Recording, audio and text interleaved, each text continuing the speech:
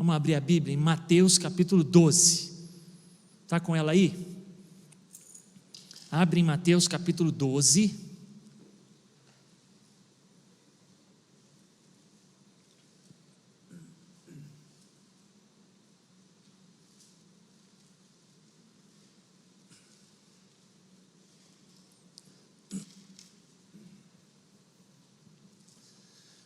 Seguidores de Jesus. O tema para a mensagem, reflexão e direção para os nossos corações. Seguidores de Jesus. Seguidor, uma palavra muito do nosso tempo, principalmente a turma no Instagram. Quantos seguidores você tem? Tenho 300 mil. E você? Eu tenho 1 milhão. Olha que bênção. E o Instagram de Jesus bombando até hoje. Muitos seguidores. No tempo, quando ele esteve aqui há mais de 2.000 anos atrás, também muitos seguidores. Vamos ler e ver o perfil desses seguidores, porque nós precisamos nos encontrar como seguidor aqui no Instagram do Senhor Jesus. Mateus 12, de 9 a 14. O primeiro grupo de seguidores está aqui, em leituras que vamos fazer. Acompanhe com seus olhos. Mateus 12, de 9 a 14. Achou? Amém? Acompanhe com seus olhos aí. Tendo Jesus partido dali, entrou na sinagoga deles, e achava-se ali um homem que tinha uma das suas mãos ressequida. E eles, então, com o intuito de acusar Jesus, perguntaram a ele: é lícito curar no sábado? Ao que lhes respondeu Jesus: qual dentre vocês é o homem que, tendo uma ovelha, e essa ovelha no dia de sábado cair em um buraco, você não vai fazer todo o esforço possível e tirar aquela ovelha dali? Ora, quanto mais vale um homem que uma ovelha? Logo é lícito sim, no sábado, fazer o bem. Então disse Jesus ao homem que estava com uma de suas mãos ressequida: estende a sua mão. O homem estendeu e ela ficou curada, sã como a outra, imediatamente. Retirando-se dali os fariseus, conspiravam contra ele sobre como lhe tirariam a vida. Seguidores de Jesus. No texto que lemos, fariseus. O grupo dos fariseus são os seguidores de Jesus. Onde você chega e Jesus está, os fariseus estão ali também. Ficavam olhando o Instagram de Jesus geral para ver a agenda. Se ele estava na sinagoga, estavam na sinagoga. Se estava às margens do mar da Galileia, estavam às margens do mar da Galileia. Se ministrava na montanha, estavam eles na montanha. Seguidores de Jesus. E fariseu, o que você sabe desta palavra? Coisa boa ou coisa ruim? O que você já ouviu quando essa palavra é utilizada em nossos dias? Ela é utilizada de maneira elogiosa ou depreciativa? Quando alguém é chamado de fariseu, essa pessoa está sendo exaltada ou ela está sendo confrontada? Não subestimando o conhecimento de vocês acerca dos fariseus, mas acredito, para que um número muito grande de irmãos ouvir que os fariseus começaram muito bem e que eles eram uma bênção, é uma surpresa. Quando eles começaram, quem eles eram? Eram pessoas sensacionais, eram crentes espetaculares, eram pessoas maravilhosas. Quando começou o movimento, a história diz para nós que quando se completou 400 anos antes de Cristo, nenhum profeta mais foi enviado até o nascimento de Jesus. Então, como que o calendário antes de Cristo cresce diminuindo? É estranho, né? Crescer diminuindo, mas é assim. Vai passar de ano. Feliz ano novo! Aí saiu do ano 400, entrou no 399. Passou de ano. Aí vai passar de novo. Feliz ano novo! 398. O calendário lá atrás cresce assim. De 400, 300, 200, 100, 50, até Jesus nascer, nenhum profeta, nenhum livro da Bíblia escrito. Os últimos que apareceram aqui foram Malaquias e Ageu, eles eram contemporâneos. Depois dos dois, 100, 0. 400 anos, ninguém. Esse período é chamado de período interbíblico, ou período do silêncio, sem nenhum texto bíblico, sem nenhum profeta. O primeiro profeta que aparece é chamado de o Batista, o João Batista, 400 anos depois. É nesse período que aparecem os fariseus.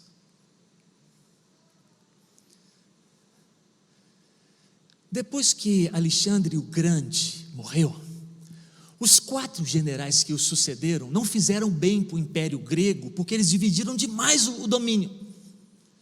Quando a gente vai estudar a história, esse tempo é chamado de Império Seleucida. Foram aproximadamente 30 reis, governando nesse tempo dos 400 anos ali. O rei que comandava a Palestina, onde moravam os judeus, no ano 175 a.C., se chamava Antíoco Epifanes. Você já deve ter ouvido esse nome. Você já deve ter ouvido a história de um rei Seleucida que quis profanar tanto o culto de Deus em Israel, que ele sacrificou um porco no altar da igreja lá de Jerusalém. Você já deve ter ouvido isso.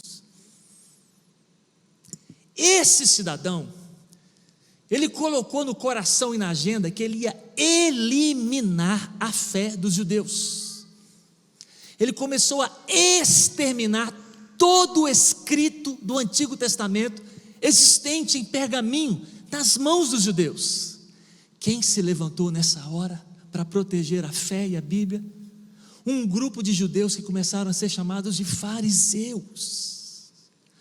Você sabia que a palavra fariseu significa separado, no mesmo sentido de santo ou santidade? A palavra santo ou santidade significa separado ou separação, no sentido de pureza. A palavra fariseu é a mesma coisa. Eles foram chamados de pureza, porque eles levantaram para purificar Israel, defenderam e conseguiram. Eles foram diretamente responsáveis pela manutenção da fé dos judeus no Deus Israel. Eles foram diretamente responsáveis pela manutenção, guarda e proteção da Bíblia do Antigo Testamento. Eles se ajuntaram a um dos filhos do sacerdote judeu chamado Judas, que tinha o apelido de Macabeu. Macabeu é uma palavra que significa martelo duro. Ele foi apelidado de Judas o martelo duro, porque ele combateu com dureza o Império Seleucida e venceu os fariseus garrado com eles. Com o passar dos anos, os fariseus foram ficando muito esquisitos. Aqueles que foram essenciais, aqueles que foram fundamentais, começaram a se transformar naqueles que atrapalhavam.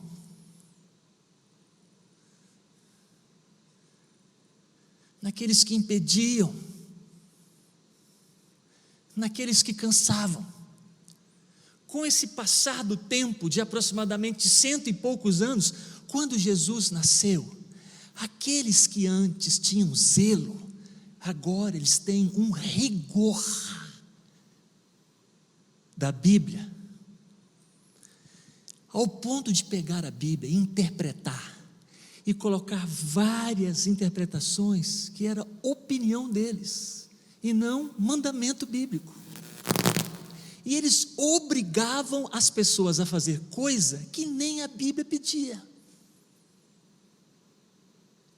Quando Jesus nasceu, eles eram um povo chato pra caramba, ao ponto de, texto que lemos, Jesus está no prédio da igreja, era sábado, entra um homem com a mão toda torta, e eles dizem: Jesus, você não vai curar ele hoje não, né? Jesus conversa: como não? Hoje é sábado. A lei diz que no sábado nós não podemos fazer nada, e nós somos guardiões da Bíblia. Nós protegemos a Bíblia até de alguém que queira fazer bem como o Senhor. Jesus falou assim: pois eu vou fazer. Chamou o homem, curou a mão dele. E dentro da igreja, o homem que foi curado, ao invés dos fariseus celebrarem, eles se irritaram profundamente. O que significa fariseu para nós hoje? 2 palavras: religiosidade e hipocrisia. Fariseu hoje significa alguém que é tão religioso ao ponto de fazer com que a religião machuque pessoas. Eles são rigorosos com aquelas coisas que para eles são sagradas, mesmo que isso desvie pessoas do caminho de Jesus. E eles são conhecidos como hipócritas porque eles exigem que as pessoas façam coisas que eles não fazem. Eles exigem que as pessoas sejam coisas que eles não são. Os fariseus exigem que os filhos dos outros sejam de um jeito que o filho deles não é.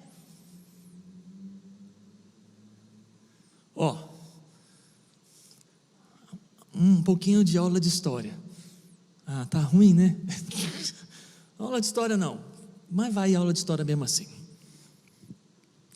Ainda hoje a gente pode pegar a igreja evangélica brasileira e fazer 3 círculos e colocar todas elas dentro de 3 círculos. O primeiro círculo, você escreve aqui dentro assim: igrejas históricas. Por que elas têm esse nome? Porque nasceram na Reforma Protestante há 504 anos atrás, e elas têm como marca Bíblia Sagrada. Que igrejas são essas? As que nasceram lá atrás: metodista, batista, congregacional, reformada, presbiteriana, luterana. Você acha o nome delas fazendo o Google. Igrejas históricas. O segundo círculo, na história da igreja no Brasil, é inaugurado no ano de 1910, quando 2 missionários suecos entenderam que Deus estava enviando eles para o Brasil. Vieram para a cidade de Belém, no estado do Pará, e começaram frequentando uma igreja batista, mas não puderam ficar dentro daquela igreja, porque eles tinham práticas diferentes. Então eles iniciaram um novo movimento no Brasil, e como o movimento deles valorizava demais os dons espirituais que foram derramados no Pentecostes, eles começaram a ser chamados de pentecostais. E o carro-chefe desse círculo aqui é a Igreja Evangélica Assembleia de Deus. Igrejas históricas, igrejas pentecostais. Terceiro círculo. Em 1960, na década de 60, houve um movimento espiritual no Brasil, onde pessoas saíram de várias igrejas e foram para outras e criaram tantas outras. Elas saíram de onde? Dos 2 ciclos que existiam, das presbiterianas, das batistas, das metodistas, das Assembleias de Deus, e surgiu um novo movimento, que tinha a marca de curas, milagres e prosperidade financeira. Eles foram chamados de os novos pentecostais. O nome ficou neopentecostais. Esses 3 círculos são estudados hoje em matérias universitárias que vão estudar sobre o movimento da igreja evangélica no Brasil. Igrejas históricas, Bíblia. Igrejas pentecostais, dons espirituais. Neopentecostais, curas e prosperidade financeira. Pastor, por que você está dando essa aula de história? Porque você tem grupo dos fariseus aqui, aqui e aqui. Eles estão em todos os lugares. Você tem religiosidade e hipocrisia aqui, aqui e aqui, porque eles são seguidores de Jesus. Jesus está lá, aqui e aqui. Como que eles agem hoje? Mais ou menos assim. Inventar uma história. Suponhamos que uma igreja tenha uma sala de ensaios para as equipes de louvor. E suponhamos que essa igreja cresceu muito, e cada equipe de louvor tem 1h30 para utilizar a sala de ensaios uma vez por semana. Na nossa história, repleta de suposições e fatos verídicos, misturados, suponhamos que uma equipe de louvor vem para ensaiar, e quando o dirigente chega, 5 minutos antes do seu horário, ele encontra um músico da sua equipe, da sua banda, assentado em cima da caixa de retorno no chão, com a cabeça baixa. Aí o dirigente chega, senta do lado dele, coloca a mão no ombro e fala assim: o que está acontecendo? Eu posso te ouvir? Aí o moço começa a chorar. Aí diz assim: se eu puder ouvir, eu gostaria. Aí o moço começa a falar o que está acontecendo com ele. Nessa hora, a equipe de louvor toda chega. Aí o dirigente vira e fala assim: pessoal, guarda todo mundo o instrumento, senta no chão, hoje não tem ensaio, nós vamos ouvir o nosso irmão. Você identifica o grupo dos fariseus na hora. Eles aparecem e dizem assim: e o ensaio? Meu irmão, eu já falei que nós vamos conversar com fulano, hoje não vai ter ensaio. Nós vamos cantar amanhã no culto das 5. Nós vamos cantar as músicas que nós ensaiamos na semana passada, porque nós vamos ouvir e orar com o nosso irmão. Eu vou embora para casa. E eles vão embora, nervosos, irados, porque o horário do ensaio é mais importante do que o coração do guitarrista. O horário do ensaio é mais importante do que a lágrima do baterista. O horário do ensaio, a religiosidade do ensaio é mais importante do que a dor do tecladista. Guardar o sábado é mais importante do que curar qualquer doente. O grupo dos fariseus estão em todos os lugares. Que Deus tenha misericórdia de vocês aqui. Eles brigam pra caramba pelos horários, pelos estatutos, pelas atas, mas não brigam uma unha por ninguém.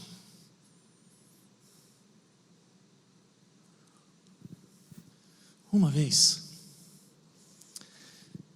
enfrentei uma luta muito grande, um acampamento de jovens. Deu 465 pessoas. Passamos muito aperto com a estrutura do lugar, que ela falhou no evento. E ela começou a falhar uma atrás da outra. O moço que limpava a piscina foi abduzido por uma nave espacial do Satanás. Sumiu. E era um feriado de carnaval, 4 dias, usamos a piscina só 2 dias. No terceiro e no quarto, parece que o Hulk tinha entrado, nadado e descorado.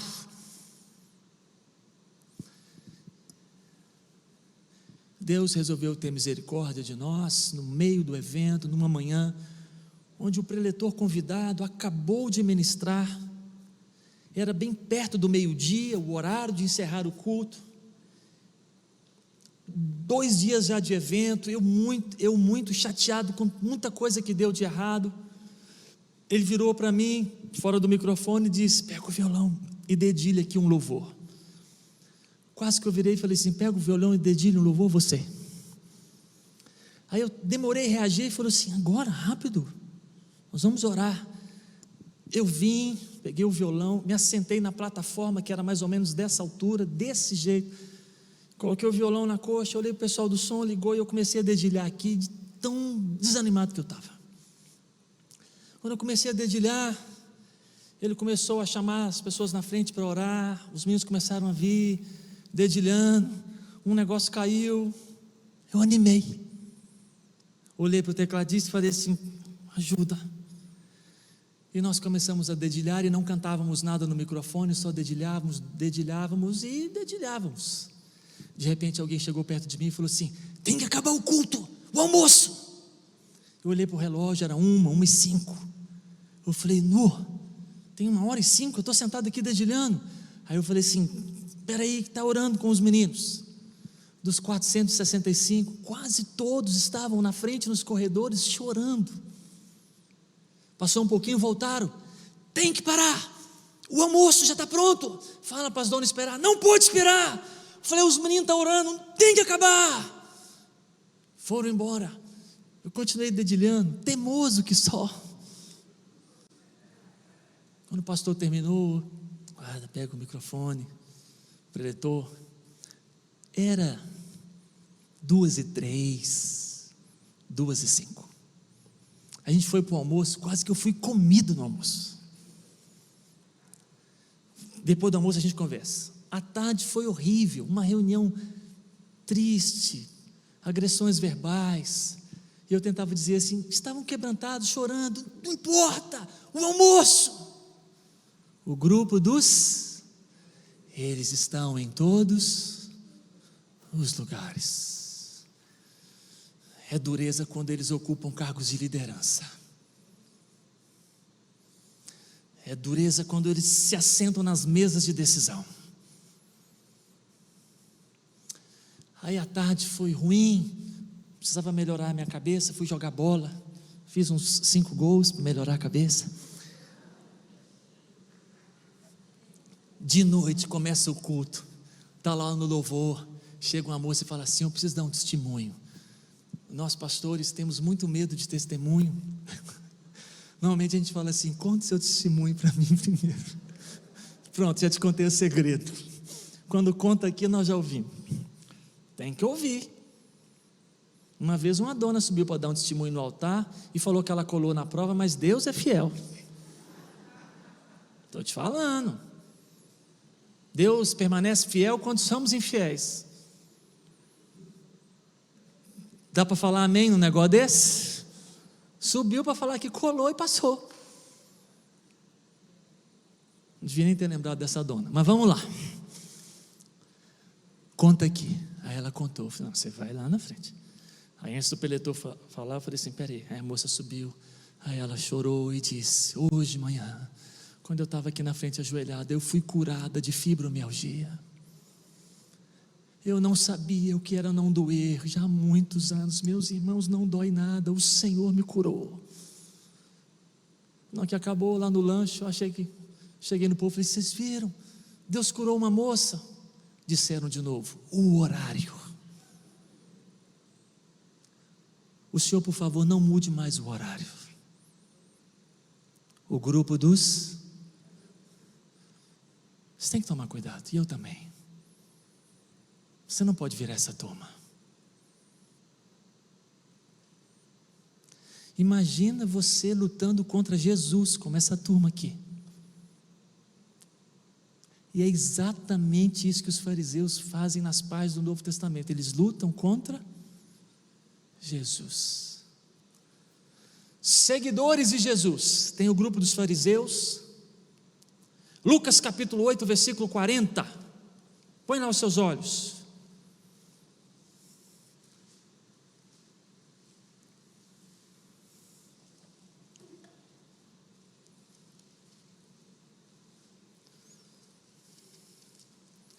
Ao regressar Jesus, a multidão o recebeu com alegria, porque todos o estavam esperando.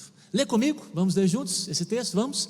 Ao regressar Jesus, a multidão o recebeu com alegria, porque todos o estavam esperando. O grupo das multidões, eles também estão em todos os lugares, eles estão nos 3 círculos, eles também estão aqui. O grupo das multidões, eles são literalmente marcados também por 2 palavras, anonimato e inconstância. Anonimato é porque eles estão lá, mas você não sabe quem é. Anonimato é porque eles estão lá, mas eles não têm nome. Anonimato é porque eles estão lá, mas você não pode contar com eles para nada. Inconstância é porque ao mesmo tempo que eles estão para cima, aleluia, o Senhor é fiel, o Senhor me ama, passa um pouquinho de tempo e eles estão tão para baixo, ao ponto de desistirem, desviarem, saírem e falarem mal de Cristo, de Deus e da igreja. É uma inconstância impressionante. O Senhor não me ama, o Senhor não é fiel. O mesmo que estava aqui, ele passa para lá de um outro jeito. O maior exemplo é na última semana de Jesus, que no domingo entra em Jerusalém, na cerimônia que é chamada de a entrada triunfal de Jesus, porque eles balançaram os ramos quando ele entrava, e a multidão gritava: Hosana, Hosana, Hosana, o que vem em nome do Senhor Jesus. Espera aí que eu vou te contar o que eles fizeram 5 dias depois, segura aí, 5 dias, no domingo: Hosana, em Jerusalém, no mesmo lugar: Hosana, vem, bendito. Na segunda-feira Jesus Cristo deu uma passada no templo, esticoteou tudo, jogou os negócios no chão dos cambistas, deu uma confusão doida. Na terça-feira os fariseus quase prenderam Jesus. Na quarta ele deu um perdido, ninguém narra nada, sumiu. Na quinta-feira de noite ele vai comer a Páscoa com os discípulos, vai orar no Monte das Oliveiras depois da quinta-feira à noite. Na madrugada é preso. Na madrugada eles acordam Pilatos, acordam Herodes, acordam o Sinédrio, iniciam o processo, termina o processo, e na sexta-feira, 9 horas da manhã, Jesus está pregado na cruz. Pensa num processo rápido. Antes de pregar lá, Pilatos falou assim: é a festa da Páscoa, eu estou com 3 bandidos aqui, eu sempre solto um. E os caras pressionando: mata ele, mata ele. Ele falou assim: já sei o que eu vou fazer, vou mostrar ele para o povo e vou perguntar: quem que eu solto? Perguntado para os caras lá: qual dos 3 é pior? Disseram: o Barrabás é pior, traz ele. Colocou o Barrabás, colocou Jesus e perguntou: quem que eu solto? Barrabás ou Jesus? A mesma multidão, as mesmas pessoas que estavam em Jerusalém, que disseram Hosana, disseram: solta Barrabás. Inconstância. Pilatos tentou outra vez e disse: o que eu faço com esse Jesus então? Eles disseram: crucificam. O grupo das multidões é inconstante. Se você pertencer a esse grupo, você é candidato a ser crente hoje e a ser desviado amanhã.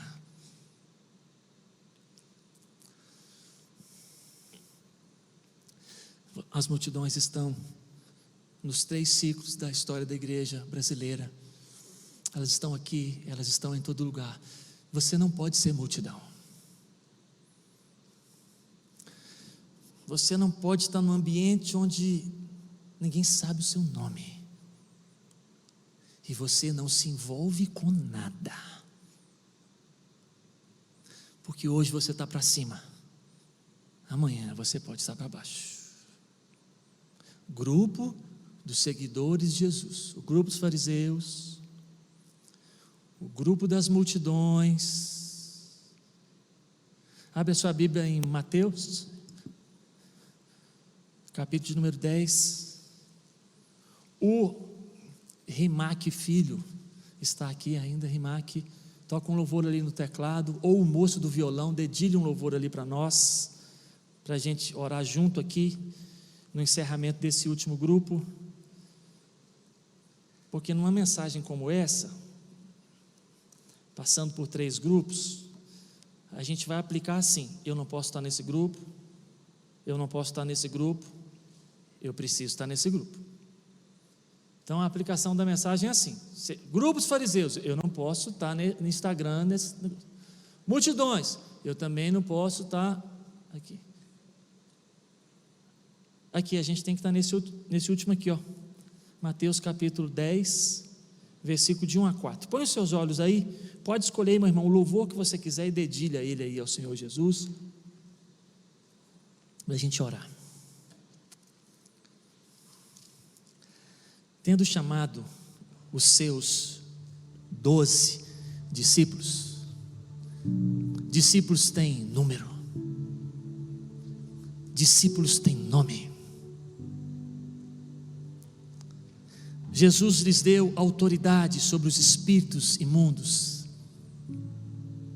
para expelir demônios, para curar toda sorte de doenças e enfermidades. Discípulos recebem o que Jesus tem. Discípulos são o que Jesus é. Discípulos fazem o que Jesus fez. Jesus diz assim: eu sou a luz do mundo.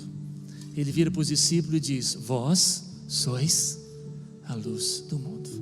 Fariseus não, nem multidões. Eu preciso ser discípulo, você também. Ora, Os nomes dos 12 são estes: Simão, por sobrenome Pedro, parece chamada de escola. André, seu irmão, presente, Senhor. Tiago, filho de Zebedeu, presente, Senhor. É muita identificação. João, seu irmão, presente, Senhor. Filipe, Bartolomeu, Tomé, Mateus, Tiago, Alfeu, Tadeu, Simão, Judas, presente, Senhor.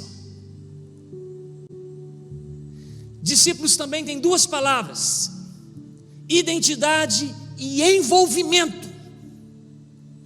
Os discípulos são conhecidos pelo número, os discípulos são conhecidos pelo nome, os discípulos são conhecidos pelo que fazem. Todos eles fazem alguma coisa, todos eles têm algum encargo, todos eles têm alguma ocupação. Eles são muito diferentes dos fariseus e das multidões. Você precisa ser discípulo. Eu preciso ser discípulo. Ah, pastor, mas para o senhor é mais fácil. Normalmente quem é pastor nunca é fariseu e nunca é multidões. Eu te disse que eles estão em todos os lugares, nos bancos e nos altares. Eu preciso ser discípulo.